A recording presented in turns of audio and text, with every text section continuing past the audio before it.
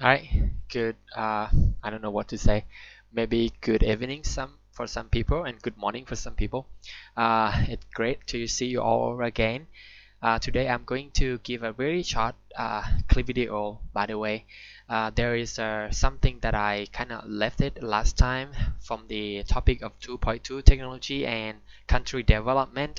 Well, actually, some of the details that I already included for the topic of national science and technology based on the NASDA agenda or policy.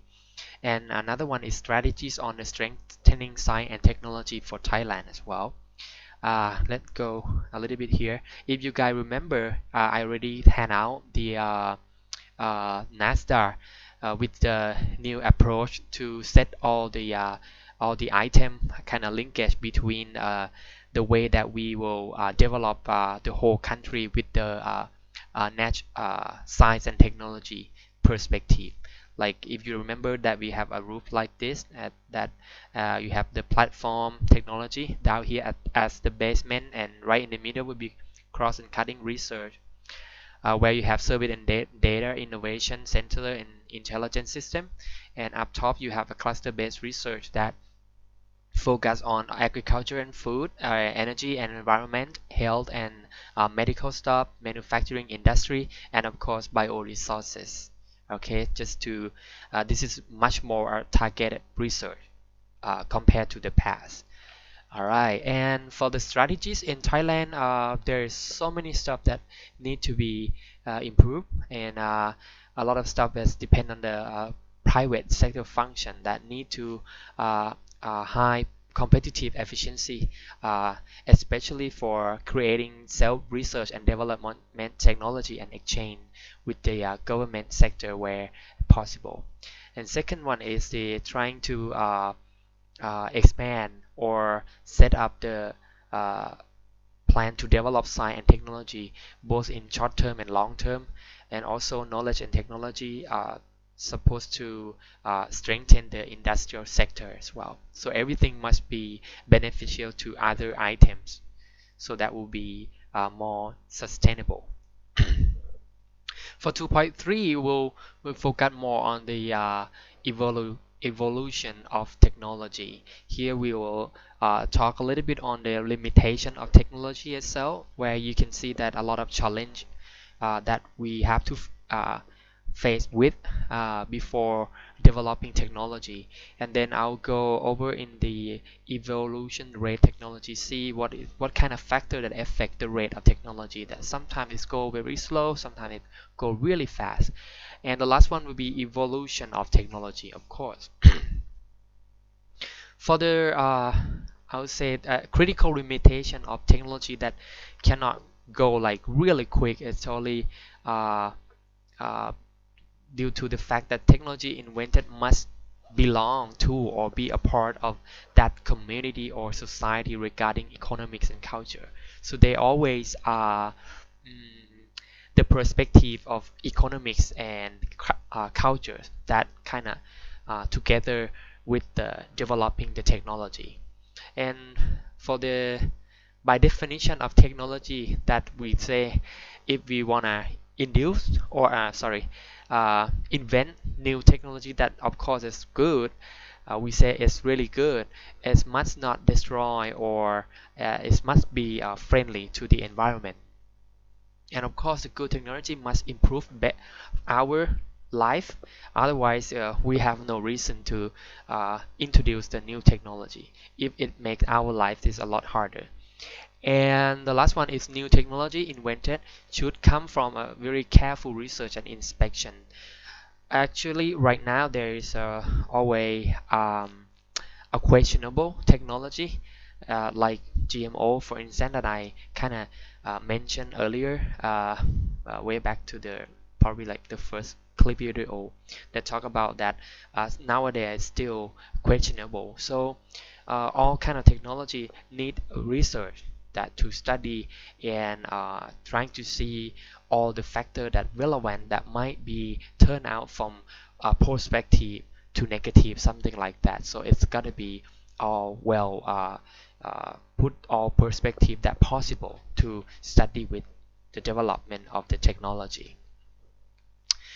For the evolution rate of technology totally depend on the nature itself of technology. Most of the time, when you think about individual technology, if the nature is really complex, then the rate of technology will be very slow, right?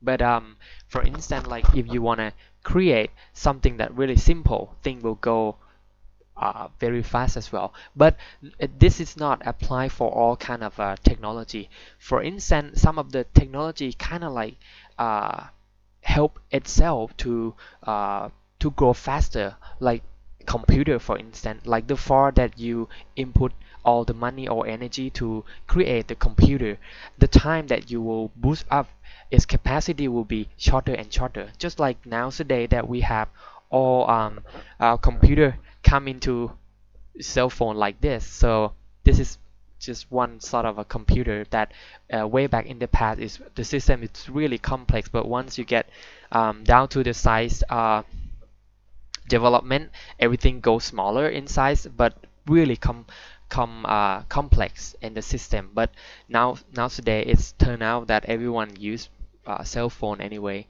and the technology is still move forward. The second one is the stage of development that you can see that a lot of technologies totally depend on which state that we are in.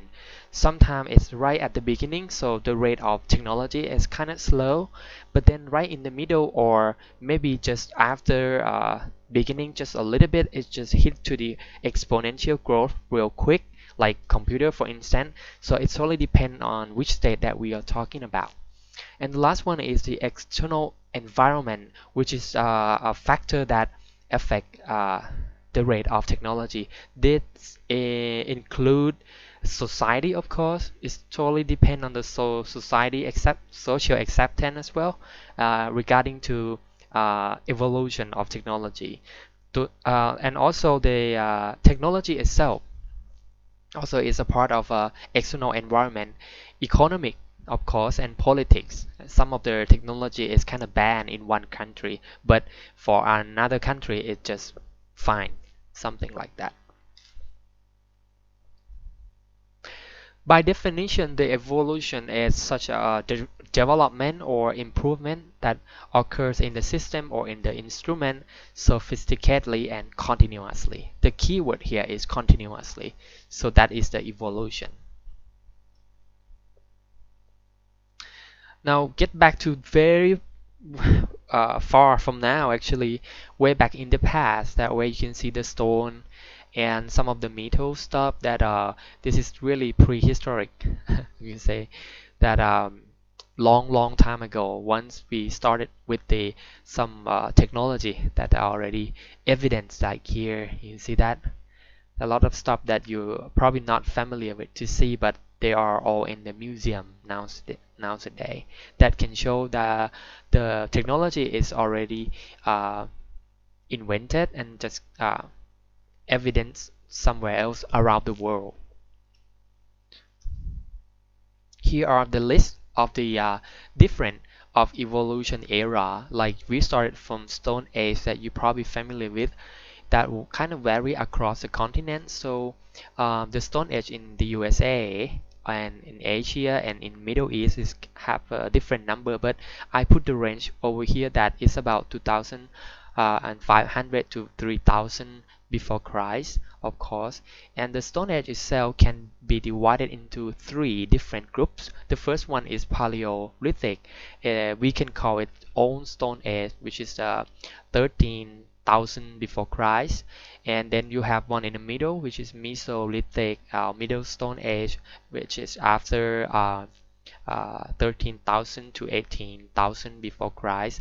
And the last one is the Neolithic. This one is really important. It's started after 8,000 before Christ, and that's the time where human had started agricultural societies. There's a lot of fossil that evident that's issue, especially like for some kind of animals that we kind of raised way back in the past, like dog fossil, something like that, that started in Neolithic, or you can say new stone for the age of evaluation of technology. And later on, we have Bronze Age. It totally depends on type of metals that we can use way back in the past, because we can't define exact time. So it's only depend on the thing that we kind of like created and use it right at that time, that uh, we consider as a certain era based on the metals that we use. So after stone, we use bronze, which is right in between the 1000 and to 1000 before Christ. For instance, like Ban Chiang, which is located in Udon Thani province in Thailand. This is a really great example. I bet that some of you probably visit there, just so you know that that is the evidence left since Bronze Age, which is very old for uh, sightseeing. And it's gonna be great if you guys can stop and seeing the over the Ban Chiang. It got a lot of history about Thai people. And then we have Iron Age, of course, and then the one that kind of interchange, that really important and cause everything completely different way back, compared with uh, the the era that we've been through, and that is the Industrial Revolution, from 1790 to 1830, somewhere there. Start with the Great Britain, with the British government that led the commercial agriculture, and after that, all the industry just worldwide spreading to the rest of Europe, USA, and also Asia and other countries. And of course, we have a new era, which is we are right now, which is the 20th century. There's a lot of stuff going on after this, and we've been through all of technology, that trying to understand all the basic stuff like energy technology. We're trying to use several ways to uh, to create energy, to what should I say, uh, to find the alternative way of using energy, that we call energy technology. We have aviation technology, travel technology. We can go every place, everywhere now in the world with a shortened amount of time. Communication technology, like way back in the past, we have to use the telecommunicate, which is really completely different. And now, if you remember that we have some other stuff way back in the past that kind of like uh, let two people that stay far away from each other to communicate.